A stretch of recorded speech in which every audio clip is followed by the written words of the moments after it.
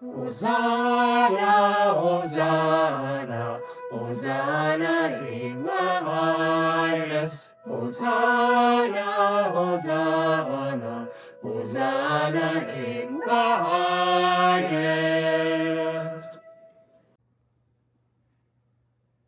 The Lord be with you. A reading from the Holy Gospel according to Matthew. Glory to you, O Lord.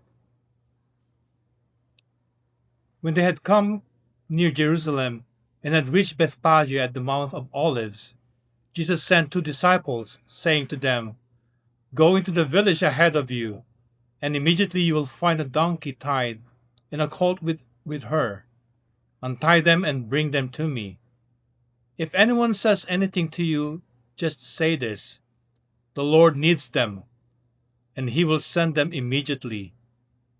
This took place to fulfill what had been spoken through the prophets, saying, Tell the daughter of Zion, look, your king is coming to you, humble and mounted on a donkey, and on a colt, the foal of a donkey."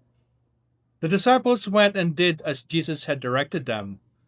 They brought the donkey and the colt, and put their cloaks on them, and he sat on them. A very large crowd spread their cloaks on the road, and others cut branches from the trees and spread them on the road. The crowds that went ahead of him and that followed were shouting, "Hosanna to the Son of David! Blessed is the one who comes in the name of the Lord! Hosanna in the highest heaven!" When Jesus entered Jerusalem, the whole city was in turmoil, asking, "Who is this?" The crowds were saying, "This is the prophet Jesus from Nazareth in Galilee." The Gospel of the Lord. My God, why have you forsaken me? The Passion of the Lord Jesus Christ, according to Matthew. One of the 12, who was called Judas Iscariot, went to the chief priests and said, "What will you give me if I betray Jesus to you?" They paid him 30 pieces of silver, and from that moment he began to look for an opportunity to betray him. On the first day of unleavened bread, the disciples came to Jesus, saying, Where do you want us to make the preparations for you to eat the Passover? He said, "Go into the city to a certain man and say to him, 'The teacher says, my time is near. I will keep the Passover at your house with my disciples.'" So the disciples did as Jesus had directed them, and they prepared the Passover meal. When it was evening, he took his place with the 12, and while they were eating, he said, "Truly I tell you, one of you will betray me." And they became greatly distressed, and began to say to him, one after another. Surely not I, Lord. He answered, "The one who has dipped his hand into the bowl with me will betray me. The Son of Man goes as it is written of him. But woe to the one by whom the Son of Man is betrayed. It would have been better for that one not to have been born." Judas, who betrayed him, said, "Surely not I, Rabbi." He replied. "You have said so." While they were eating, Jesus took a loaf of bread, and after blessing it, he broke it and gave it to his disciples and said, "Take, eat, this is my body." Then he took a cup, and after giving thanks, he gave it to them, saying, "Drink from it, all of you. For this is my blood of the covenant, which is poured out for many for the forgiveness of sins. I tell you, I will never again drink of this fruit of the vine until the day when I drink it new with you in my Father's kingdom." When they had sung the hymn, they went out to the Mount of Olives. Then Jesus said to them, "You will all become deserters because of me this night, for it is written, 'I will strike the shepherd, and the sheep of the flock will be scattered.' But after I am raised up, I will go ahead of you to Galilee." Peter said to him, "Though all become deserters because of you, I will never desert you." Jesus said to him, "Truly I tell you, this very night, before the cock crows, you will deny me 3 times. Peter said to him, Even though I must die with you, I will not deny you." And so, said all the disciples. Then Jesus went with them to a place called Gethsemane, and he said to his disciples, "Sit here while I go over there and pray." He took with him Peter and the 2 sons of Zebedee, and began to be grieved and agitated. He said to them, "I am deeply grieved, even to death. Remain here and stay awake with me." and going a little further, he threw himself on the ground and prayed. "My Father, if it is possible, let this cup pass from me, yet not what I want, but what you want." Then he came to the disciples and found them sleeping, and he said to Peter, "So, could you not stay awake with me 1 hour? Stay awake and pray that you may not come into the time of trial. The spirit indeed is willing, but the flesh is weak." Again he went away for the second time and prayed, "My Father, if this cannot pass unless I drink it, your will be done." Again he came and found them sleeping, for their eyes were heavy. So leaving them again, he went away and prayed for the third time, saying the same words. Then he came to the disciples and said to them, "Are you still sleeping and taking your rest? See, the hour is at hand, and the Son of Man is betrayed into the hands of sinners. Get up, let us be going. See, my betrayer is at hand." While he was still speaking, Judas, one of the 12, arrived. With him was a large crowd with swords and clubs from the chief priests and the elders of the people. Now the betrayer had given them a sign, saying, The one I will kiss is the man. Arrest him. At once he came up to Jesus and said, Greetings, Rabbi. and kissed him. Jesus said to him, "Friend, do what you are here to do." Then they came and laid hands on Jesus and arrested him. Suddenly, one of those with Jesus put his hands on his sword and drew it, and struck the slave of the high priest, cutting off his ear. Then Jesus said to him, "Put your sword back into its place, for all who take the sword will perish by the sword. Do you think that I cannot appeal to my Father, and he will at once send me more than 12 legions of angels? But how then would the scriptures be fulfilled, which say it must happen in this way?" At that hour, Jesus said to the crowds, "Have you come out with swords and clubs to arrest me as though I were a bandit? Day after day I sat in the temple teaching, and you did not arrest me. But all this has taken place so that the scriptures of the prophets may be fulfilled." Then all the disciples deserted him and fled. Those who arrested Jesus took him to Caiaphas, the high priest, in whose house the scribes and the elders had gathered. But Peter was following him at a distance, as far as the courtyard of the high priest, and going inside, he sat with the guards in order to see how this would end. Now the chief priests and the whole council were looking for false testimony against Jesus, so that they might put him to death, but they found none, though many false witnesses came forward. At last 2 came forward and said, This fellow said, I am able to destroy the temple of God and to build it in 3 days. The high priest stood up and said, Have you no answer? What is it that they testify against you? But Jesus was silent. Then the high priest said to him, I put you under oath before the living God. Tell us if you are the Messiah, the Son of God. Jesus said to him, "You have said so, but I tell you, from now on you will see the Son of Man seated at the right hand of power and coming on the clouds of heaven." Then the high priest tore his clothes and said, He has blasphemed. Why do we still need witnesses? You have now heard his blasphemy. What is your verdict? They answered. He deserves death. Then they spat in his face and struck him, and some slapping him, saying, Prophesy to us, Messiah. Who is it that struck you? Now Peter was sitting outside in the courtyard. A servant girl came to him and said, You were also with Jesus the Galilean. but he denied it before all of them, saying, I do not know what you are talking about. When he went out to the porch, another servant girl saw him, and she said to the bystanders, This man was with Jesus of Nazareth. Again he denied it with an oath. I do not know the man. After a little while, the bystander came up and said to Peter. Certainly you are also one of them, for your accent betrays you. Then he began to curse, and he swore an oath. I do not know the man. At that moment, the cock crowed. Then Peter remembered what Jesus had said.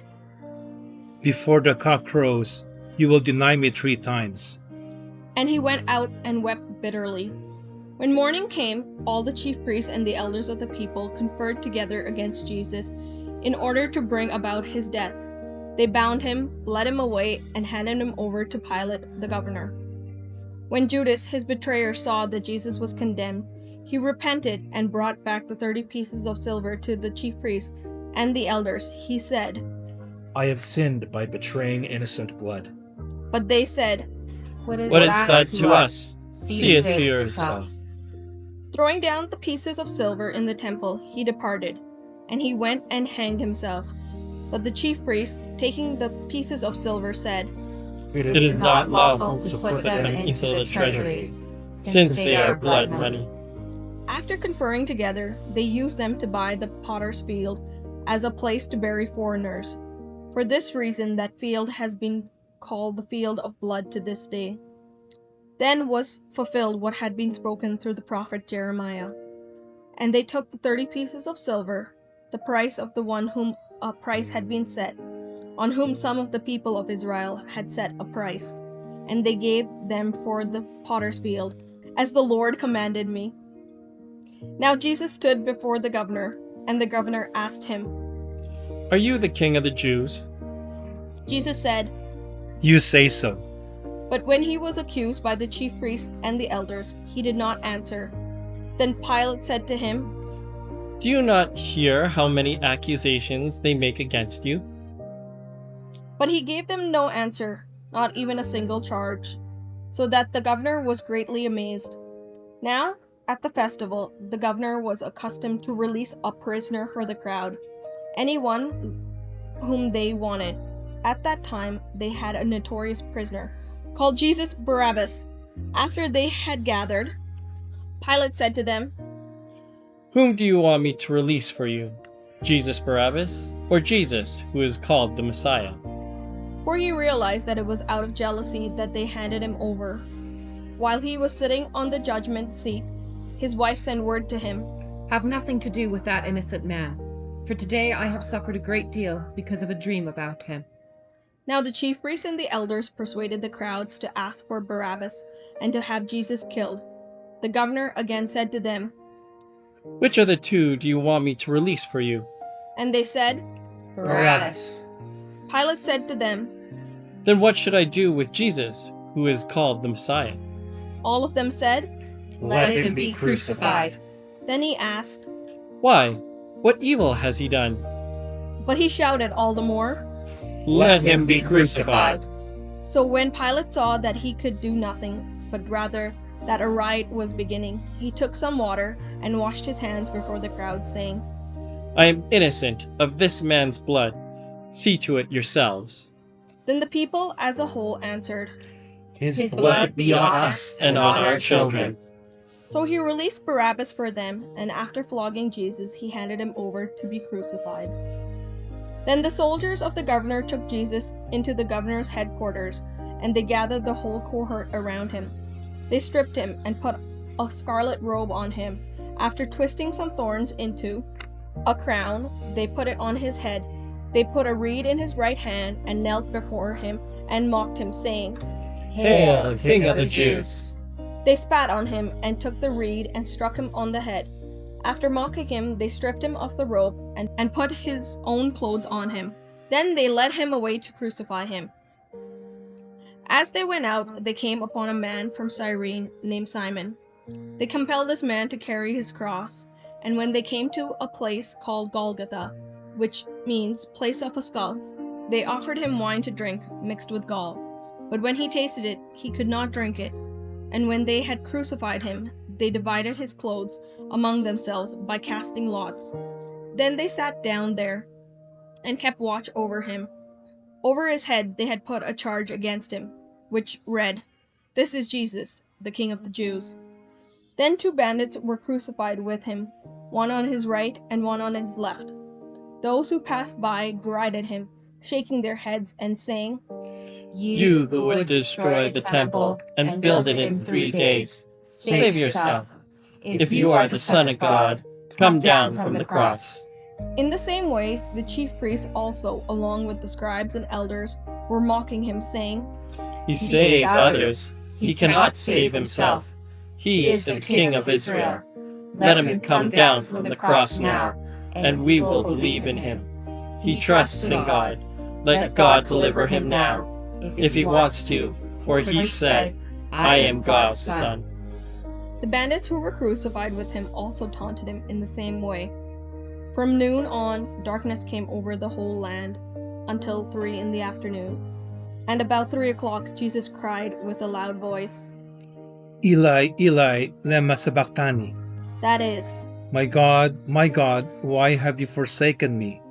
when some of the bystanders heard it, they said, This man is calling for Elijah. At once, one of them ran and got a sponge filled with sour wine, put it on a stick, and gave it to him to drink.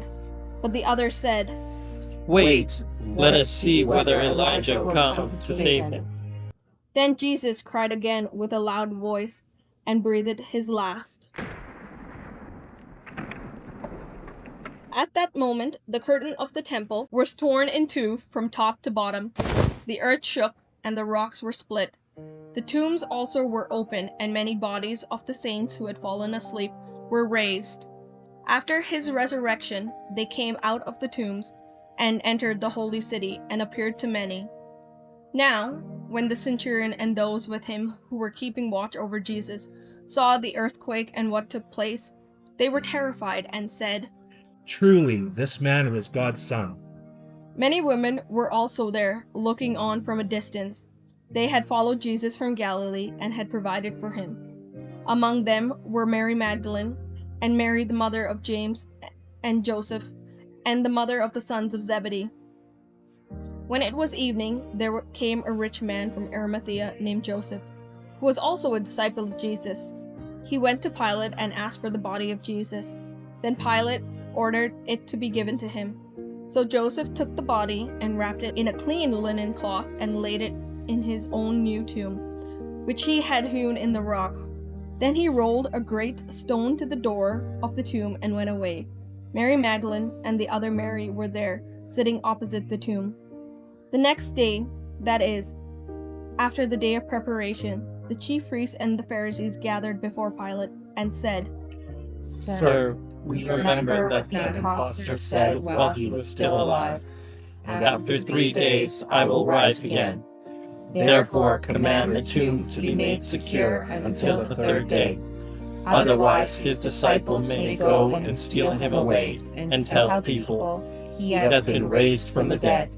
And the last deception would be worse than the first. Pilate said to them, You have a guard of soldiers. Go, make it as secure as you can.